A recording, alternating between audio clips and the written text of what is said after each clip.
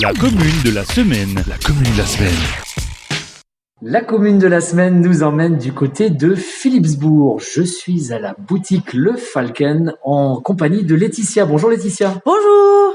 Vous êtes vendeuse dans cette boutique qui a ouvert, c'est assez étonnant finalement, à l'automne 2020. Voyant le contexte, vous pouvez nous expliquer un peu la genèse de la création de cette boutique? Alors, c'est une idée qui était, je pense, déjà bien ancrée à l'époque dans la tête de Patrice Jacquel, qui en est le patron et le dirigeant.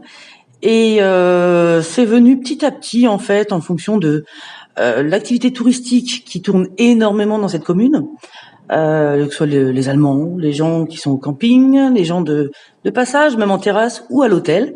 Donc l'idée lui est venue au détour d'une conversation de se lancer dans pourquoi pas leur apporter à tous ces gens un peu d'Alsace qu'ils puissent emmener chez eux. Voilà, donc petit à petit, on a essayé de trouver les produits de qualité que les gens puissent emmener avec des paniers garnis, tout fait simplement pour cadeaux d'entreprise ou pour des occasions spéciales, anniversaires ou peu importe, qu'ils puissent découvrir et puis même pour les gens du secteur, leur donner une accessibilité sur des producteurs locaux.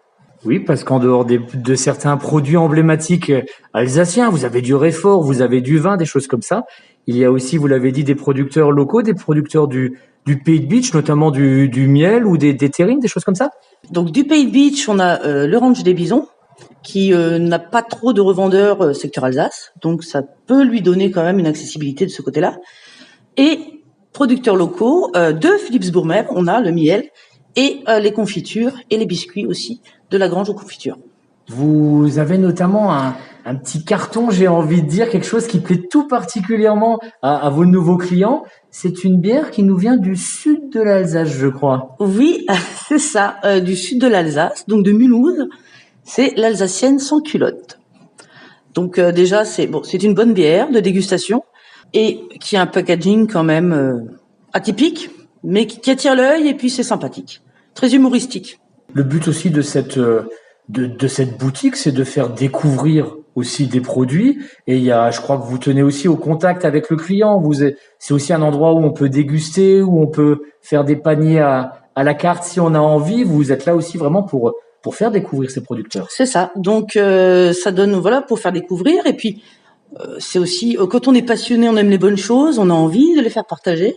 Donc on s'en a pris à cœur quand même de tester, de goûter ces produits pour pouvoir conseiller au mieux les clients. Et soit ils peuvent profiter des paniers directement faits, soit les concevoir à leur bon vouloir en fait, selon leurs envies, leur budget, comme ils veulent. Et en cette période difficile, vous avez aussi été d'un certain secours, j'ai envie de dire, à certains producteurs locaux qui avaient leurs magasins fermés, tout simplement le contexte sanitaire oblige, et vous avez pu présenter certains de leurs produits, je crois. C'est ça, donc on avait les créations de Manu, le sabotier, qui est toujours le bienvenu pour mettre ses articles, puisque il a de très beaux articles. Et puis les gens sont spécialement venus chez nous pour acheter ses produits, sachant qu'ils ne pouvaient pas se rendre directement chez lui à l'époque.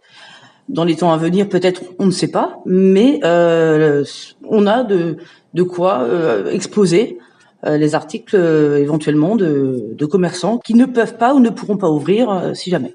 D'ailleurs, sur Philippsbourg, j'ai envie de dire, il y a de quoi faire parce qu'entre la boutique, l'hôtel et le restaurant qui font partie, on va dire, du même pôle, avec à leur tête l'ancien maire du village, monsieur Patrice Jacquel, mais il y a aussi les bougies, les confitures, la saboterie de Manuel Platazzoller, vous venez d'en parler. On ira aussi pour la commune de la semaine du côté de chez Viviane à la poterie du Hérisson. Pour un village d'un peu plus de 600 habitants, il y a beaucoup de choses à Philippsbourg. C'est le but. Je pense que, comme disait monsieur Patrice Jacquel, le monde attire le monde. Donc, de concevoir des activités complémentaires, les uns avec les autres, travailler main dans la main, ça permet aussi de donner une dynamique au village qui, quand même, voit beaucoup de personnes passer. Et puis, ça peut mettre en avant. Et puis, je pense que c'était quelque chose de complémentaire. Vous habitez vous-même à Philippsbourg. Qu'est-ce qui vous plaît dans ce village du Pays de Bitche? Le contexte. Disons que c'est un village passant, peut-être un petit village, mais on est au calme. On a un bel étang. On a quand même une belle forêt aux alentours. Donc, le cadre est très sympa. Après, on est vraiment frontière Alsace-Moselle. Donc, on a les avantages, soit moins cher en Moselle, tout en ayant la proximité avec l'Alsace, qui est quand même très riche aussi. Donc on fait un petit village frontière et on peut avoir justement cette mixité de produits mosellans, alsaciens. Donc on peut concevoir les deux. Est-ce que vous diriez que Philippsbourg, c'est le plus alsacien des villages mosellans ou le plus mosellan des villages alsaciens? Ah, là-dessus, je me prononcerai pas, je pense. On peut dire les deux, je pense. On peut Vaut dire mieux. les deux, comme Oui. ça on va se fâcher Avec personne. avec personne. Nous vous proposons donc de faire un petit tour du côté de la boutique Le Falken, route de Niederbronn à Philippsbourg, pour découvrir tous les bons produits proposés par la sympathique Laetitia. Merci beaucoup Laetitia. Merci beaucoup à vous.